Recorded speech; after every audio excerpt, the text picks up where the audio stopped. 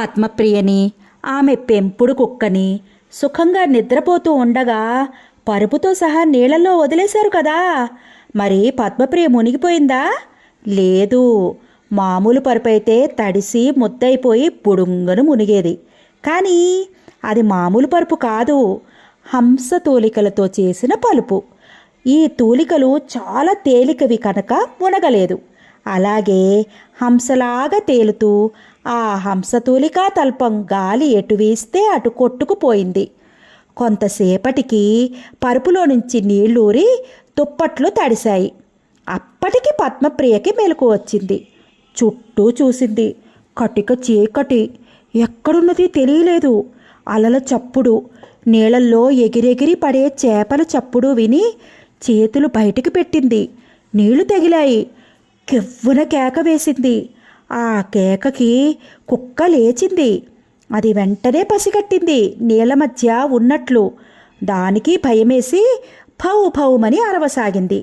చలికి భయానికి వణికిపోతూ పద్మప్రియ అలాగే తెల్లవార్లు ఏడుస్తూ కూర్చుంది.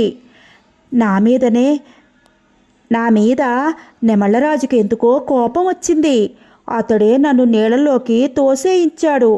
నన్ను పెళ్లి చేసుకుంటాను రమ్మనటం ఎందుకు, ఇలా నీళ్ళల్లో తోసేయటం ఎందుకు? నేనేం తప్పు చేశాను? అయ్యో, సుఖానికి పోతే దుఃఖం ఎదురైందే అని కన్నీరు మున్నూరిగా ఏడవసాగింది. ఆ విధంగా ఒకరోజంతా పద్మప్రియ సముద్రంలో హంసతూలికా నౌకలో గడిపింది. ఆమెకి తినటానికి ఏమీ దొరకలేదు. చుట్టూ చేపలున్నాయి కానీ వాటిని కాల్చకుండా ఎలా తినటం? అందుకని ఆకలి దుఃఖం ఆమెనే కాల్చుకు తిన్నాయి. ఆ మర్నాడు తెల్లవారేసరికి పద్మప్రియ పరుపు నెమల రాజ్యానికి దగ్గరలో ఒక ఒడ్డుకు చేరుకుంది. మెలకు వచ్చి చూసేసరికి ఒడ్డున దట్టంగా చెట్లు, ఆ చెట్ల మధ్య ఒక కుటీరం కనిపించాయి. పద్మప్రియ సంతోషంతో నాట్యం చేయబోయి నీళ్ళల్లో పడిపోతాననే భయంతో మానేసింది. ఎవరహో, చచ్చిపోతున్నాను రక్షించండి అహో అని ఎక్కడ లేని శక్తి తెచ్చుకుని అరిచింది. ఈ అరుపు కుటీరంలో ఉన్న వృద్ధుడైన ఒక సిద్ధుడికి వినిపించింది. ఆ సిద్ధుడు కుటీరం బయటికి వచ్చి చూశాడు. హంసతూలిక నౌక మీద తేలుతున్న చక్కని యువతిని, కుక్కను చూసి ఆశ్చర్యపడ్డాడు. గబగబా సముద్రపు టొట్టికి వెళ్ళాడు. ఆమె అతిలోక సౌందర్యం చూసి మరింత ఆశ్చర్యపడి, అమ్మాయి, ఇంద్రుడు వాళ్ళు కులాసాగా ఉన్నారా అని అడిగాడు. నాకేం తెలుసు అని పద్మప్రియ తెల్లబోతూ అడిగింది. అప్సరసవి, నీకు తెలియదా అన్నాడు సిద్ధుడు. నేను అప్సరసని కాను, ఒకానొక రాజకుమార్తెని. నా పేరు పద్మప్రియ. ఆపదలో ఉన్నాను, రక్షించండి స్వామి అంది ఆ పద్మప్రియ అని తన విషాద గాథ అంతా చెప్పింది. సిద్ధుడు చాలా జాలిపడ్డాడు. మరేమీ పర్వాలేదమ్మా, చివరికి దేవుడి దయవల్ల అంతా సుఖాంతం అవుతుంది. ఏమీ బెంగపడకు, అందాక నా కుటీరంలో ఉందువు గాని రా అని ఆమెను తనతో తీసుకువెళ్ళాడు. సిద్ధుడు చలిమంట వేశాడు. 2 రోజుల నుంచి చలితో బిగుసుకుపోయి ఉన్న పద్మప్రియ చలి కాచుకుని తడిబట్టలు ఆరబెట్టుకుంది. ఇక ఆకలి తీరాలి. సిద్ధుడు ఇలా అన్నాడు. అమ్మా, మీరేమో రాజభోగాలకి అలవాటు పడినవారు. నేను కందమూలాలు తిని కాలం గడుపుకునేవాడిని. మీకు పెట్టదగినంత మంచి ఆహారం నా దగ్గర లేదు, ఏం చేద్దాం అని సిద్ధుడు కాస్త ఆగి, నెమళ్ళరాజు రాజధాని ఇక్కడికి దగ్గరలోనే ఉంది. నువ్వు ఒప్పుకుంటే ఆయనకు నీ సమాచారం చెబుతాను. నిన్ను చూశాడంటే ఆయన వెంటనే ఎగిరి గంతేసి పెళ్లి చేసుకుంటాడు అన్నాడు. వద్దు వద్దు, నెమళ్ళరాజు మంచివాడు కాదు. ఆయనే నన్ను నీళ్ళలోకి తోయించాడు. నేనింకా బతికే ఉన్నానని తెలిస్తే చంపేస్తాడు. ఆయనకి నా సంగతి చెప్పొద్దు. నా పెంపుడు కుక్క చాలా తెలివైనది.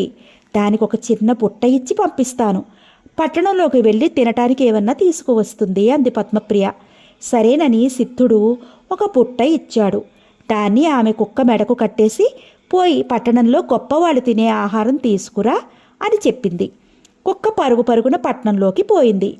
సరాసరి రాజుగారి భోజనశాలలోకి వెళ్ళింది. అక్కడ వంటవాడు లేడు. కానీ రాజుగారి కోసం అట్టే పెట్టిన బంగారు కంచంలో పంచభక్ష పరమాన్నాలు ఉన్నాయి. కుక్క ఆ కంచాన్ని బుట్టలో వేసుకుని ఎవరూ చూడకుండా పరిగెత్తుకుని సిద్ధుని కుటీరానికి వచ్చేసింది. రాజుగారు భోజనానికి వచ్చి కూర్చున్నారు. తీరా చూస్తే బంగారం కంచం మాయమైపోయింది. రాజుగారు కోపంతోనూ వంటవాడు భయంతోనూ కొయ్యబారిపోయారు. సరే, ఎవరు దొంగలించారో కనుక్కుంటాను, సాయంత్రానికైనా జాగ్రత్తగా భోజనం అమర్చు అని ఆజ్ఞాపించి రాజుగారు మంచినీళ్లు మాత్రం తాగి లేచారు. సాయంత్రం కాగానే పద్మప్రియ మళ్ళీ కుక్కను పంపించింది.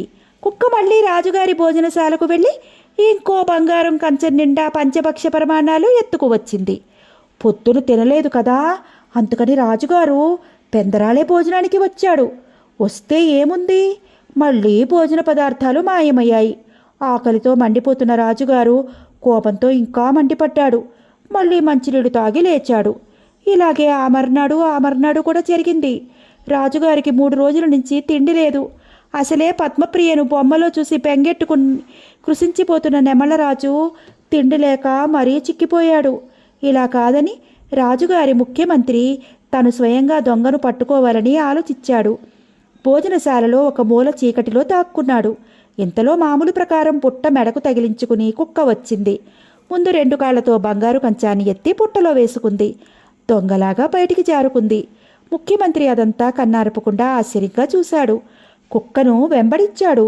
కుక్క పోయి సముద్రపు ఒడ్డున ఉన్న సిద్ధుని కుటీరంలోకి పోయింది. అది గుర్తుపెట్టుకుని మంత్రి పట్నానికి తిరిగి వచ్చాడు. రాజుగారికి తను చూసినదంతా చెప్పాడు. రాజుగారు ఆకలితో మలమల మాడిపోతున్నా ఓపిక తెచ్చుకుని కోపం తెచ్చుకుని ఆ కుటీరంలో ఎవరున్నా సరే బంధించి తీసుకురండి అని భటులకు ఆజ్ఞాపించాడు.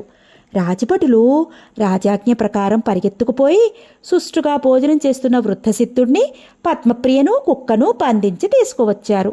రాజుగారు వాళ్ళని సరిగా చూడకుండానే వీళ్ళను కూడా ఉరి తీద్దాం, చెరసాలలో పెట్టించండి అని హుకుం జారీ చేశాడు. అప్పుడు సిద్ధుడు రాజుగారితో ఇలా అన్నాడు, రాజా, ఇది అన్యాయం. మేము చెప్పుకునేది వినకుండా మాకు శిక్ష విధిస్తారా? ఏమిటో చెప్పుకునేది అన్నాడు రాజు. వినండి, మేము దొంగలము కాదు. నేను ఒంటరిగా అడవిలో ముక్కు మూసుకుని తపస్సు చేసుకునే సిద్ధుణ్ణి. ఈమె ఒకానొక రాజకుమారి, పేరు పద్మప్రియ. ఈవిడని మీరు పెళ్లి చేసుకుంటాం రమ్మని నెమలి చేత కబురు పంపించారు. పడవలో వస్తుండగా అన్యాయంగా ఈమెను సముద్రంలో తోయించారు అని ఇంకా ఏమో చెప్పబోతుండగా రాజుగారు పద్మప్రియ అని అరిచాడు. అప్పుడు పద్మప్రియ ధైర్యంగా, అవును, నేను పద్మప్రియనే. మీరు రమ్మంటేనే బయలుదేరి వచ్చాను. నన్ను మోసం చేశారు. నా అన్నలనేం చేశారో చెప్పండి అంది. రాజుగారు ఆమె పటాన్ని తెప్పించి ఆమెను పటాన్ని పోల్చి చూశారు. కొన్ని పోలికలున్నట్లు అనుమానపడ్డాడు గాని పటంలో కంటే చాలా అందంగా ఉందని నిర్ణయించుకున్నాడు. ఆమె తప్పక పద్మప్రియేనని నమ్మాడు. వెంటనే ఆమె సంకెళ్ళు తీయించాడు. తరువాత అజయ విజయులను తీసుకురమ్మన్నాడు. ఇంకా గడువు ఉండగా ఇవ్వాళే ఉరితీయటానికి తీసుకువెళ్తున్నారేమిటా అని వారు భయపడుతూ కొలువు కూటంలోకి వచ్చారు. దాసీదాన్ని, ఆమె కూతుర్ని కూడా రాజభటులు తీసుకువచ్చారు. అన్నలుడు చూడగానే పద్మప్రియ గభారున వారిని కౌగలించుకుంది. దాసీది నెమళ్ళరాజు కాళ్ల మీద పడి తను చేసిన తప్పుడు పని అంతా చెప్పి క్షమించమని వేడుకుంది. రాజుగారు వాళ్ళని క్షమించాడు. కానీ తన మాట ప్రకారం దాసీదాన్ని, ఆమె కూతుర్ని అప్పటికప్పుడే కోతుల రాజ్యానికి పంపించివేశాడు. అజయ విజయులతో నెమళ్ళరాజు జరిగిన పొరపాటును తెలుసుకోకుండా మిమ్మల్ని బాధ పెట్టాను, క్షమించండి అన్నాడు. దానికేముంది, ఇప్పుడు మిమ్మల్ని మేము బాధ పెడతాము. నుంచున పడంగా మా చెల్లెల్ని పెళ్ళాడండి అన్నాడు విజయుడు. అలాగే పెళ్ళాడతాను గాని నన్ను బాధ పెట్టినందుకు గాను మళ్ళీ మిమ్మల్ని బాధ పెట్టదలుచుకున్నాను. నా చెల్లెలు ఒక ఆమె ఉంది, పద్మప్రియ. అంత అందగత్తె కాకపోయినా మొత్తం మీద చక్కనిదే. ఆమెను అజయ్ మహారాజుకిచ్చి పెళ్లి చేస్తాను అన్నాడు నెమళ్ళరాజు. భేష్ అన్నాడు విజయుడు. నెమళ్ళరాజుకి, పద్మప్రియకి, అజయుడికి, నెమళ్ళరాజు చెల్లెలికి ఒకే ముహూర్తాన పెళ్ళిళ్ళు జరిగాయి. ఆనాడు నెమళ్ళరాజ్యమంతా పెళ్ళిళ్ళులా మెరిసిపోయింది. పద్మప్రియ వద్ద, నెమళ్ళరాజు వద్ద సెలవు తీసుకుని అజయుడు భార్యతోనూ విజయుడితోనూ కలిసి తన రాజ్యానికి బయలుదేరాడు. తోవలో తమకు తోవ చెప్పి సహాయం చేసిన సీతాకోక చిలుకల రాజును మళ్ళీ కలుసుకున్నాడు. అతడు జరిగిన కథంతా విని కష్టాలకు విచారించి సుఖాలకు ఆనందించాడు. హఠాత్తుగా అతడు, నేను కూడా మిమ్మల్ని బాధ పెట్టదలుచుకున్నాను అన్నాడు. అజయ్ విజయులు తెల్లబోయారు. మరేమీ లేదు, మా చెల్లెలు చక్కని చుక్క, ఆమెను విజయుడికిచ్చి పెళ్లి చేస్తాను అన్నాడు సీతాకోకచిలుకరాజు. విజయుడు సిగ్గుపడ్డాడు. నాకిప్పుడు పెళ్ళి వద్దండి, కొన్నాళ్ళ పాటు హాయిగా ఉందామనుకుంటున్నాను అన్నాడు. కానీ అన్నగారు సీతాకోకచిలుకల రాజు బలవంతం చేయగా బాధగా ఒప్పుకున్నాడు. ఛామ్మని పెళ్ళైపోయింది. ఆ తరువాత అజయ్ విజయులు భార్యలతో సహా తమ రాజ్యం చేరుకున్నారు. నెమళ్ల రాజ్యంలో పద్మప్రియ నెమళ్లరాజు మళ్ళీనే తాము కూడా కలకాలం హాయిగా జీవితం గడిపారు. అయిపోయింది కథ. కంచికి మనం ఇంటికి. ప్లీజ్ లైక్ చేసి షేర్ చేసి సబ్స్క్రైబ్ చేయరు. ఇలాంటి తియ్యటి కథలు ఇంకా మీ ముందుకి తీసుకొస్తాను. Thank you so much friends. Bye bye.